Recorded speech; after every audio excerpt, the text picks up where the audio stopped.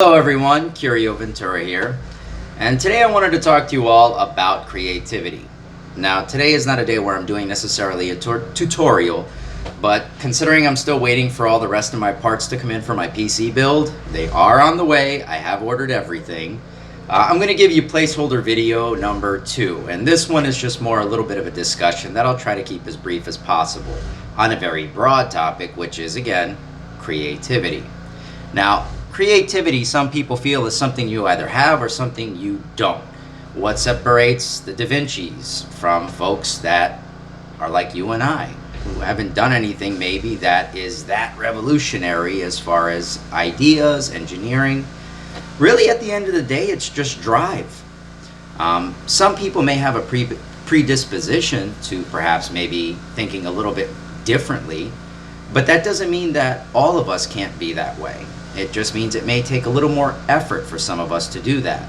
And how I like to go about doing that in my creative process and breaking it down, let's say if I'm given a theme build, a commission to do something. One instance is the Zaku Legion build, which is from Mass Effect.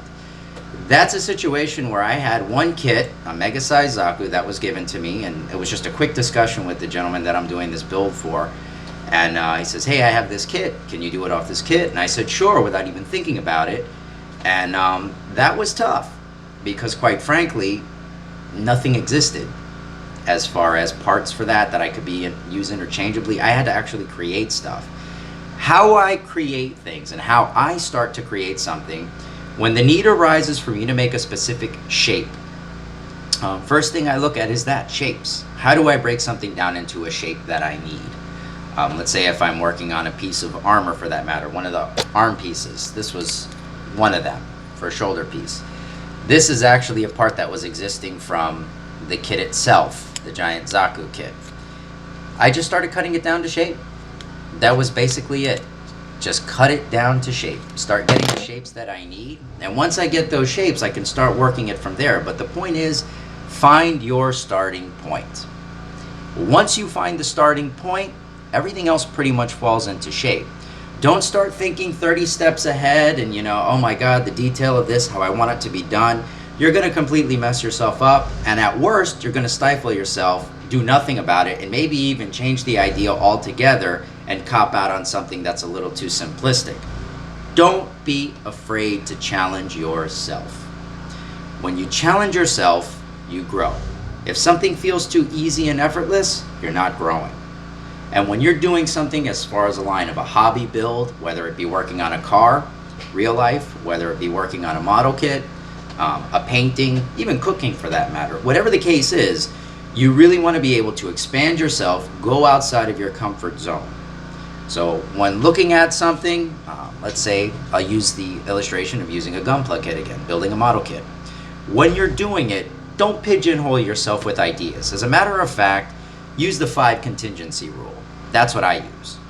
I will write down 5 ideas, or mentally have 5 ideas at large.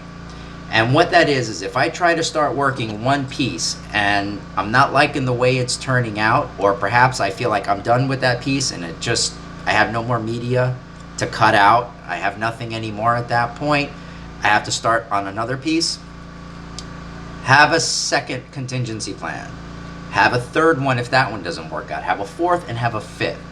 5 is generally a good rule for me, mainly because by the time I get to the 5th one, I have already refined this idea so many times that by the 5th time it comes out, I'm going to be very happy with it. There's really just no other way around it. I mean, you have to do something 5 times, you're going to be happy with it. And it's going to look a lot better than the 1st, 2nd, 3rd, and 4th time. Another rule that I follow is don't give up. Whatever you do, don't give up. It's easy to get frustrated sometimes with a build, to kind of feel like you've gotten into a stagnant area where you have no more ideas. Stare at it. Draw it on a piece of paper. Sometimes when you draw it out and you just start losing yourself doodling and making little sketches, this and that, and you kind of drift off, something sticks. And it may not stick at the main moment. You could leave that little doodle pad down, walk away, come back a couple hours later, look, and you go, holy cow, that's right. That's something I completely missed. Then you take that in turn, put it into the piece that you're working on. So never, ever, ever give up on a build. Another rule that I follow, don't be lazy. That will kill any build, any project right away. If you're lazy, you don't want to take the extra time to put into it, it's going to show. In conjunction with that, never try to copy, or I should say, don't try to base or judge your work off of somebody else's work that you feel is way better, way more advanced than yours. That is the death knell of any build. It truly will kill your enthusiasm. And if you lose your enthusiasm, forget it. Remember, nobody can steal, nobody can copy what you are thinking of in progress before it has even come out of your fingers yet into something tangible. That is a power that you all have, and I would highly suggest you harness. Remember the fact that your creativity is your own. It's nobody else's. So use that to your own advantage. Feel that, well, hey, what I put out there, it's all subject to opinion. As long as you're happy with what you did, who cares? That's it. You need to be happy with what you do. You please yourself first. Once you do that, the sky's the limit for you. Once you get comfortable working as your own client, so to speak, you're your own boss. It follows your standards. Remember, you're building for your standards, nobody else's, unless, granted, you go into business doing something like I have, and I'm kind of at the mercy of thousands of people's opinions, and that's okay. It just helps me to drive and push forward. Negative feedback doesn't really help. Constructive criticism is fantastic, and that's what you should always, always welcome. That's another rule. Don't be sensitive. Have thick skin. If you get a bit of perhaps constructive criticism, embrace it.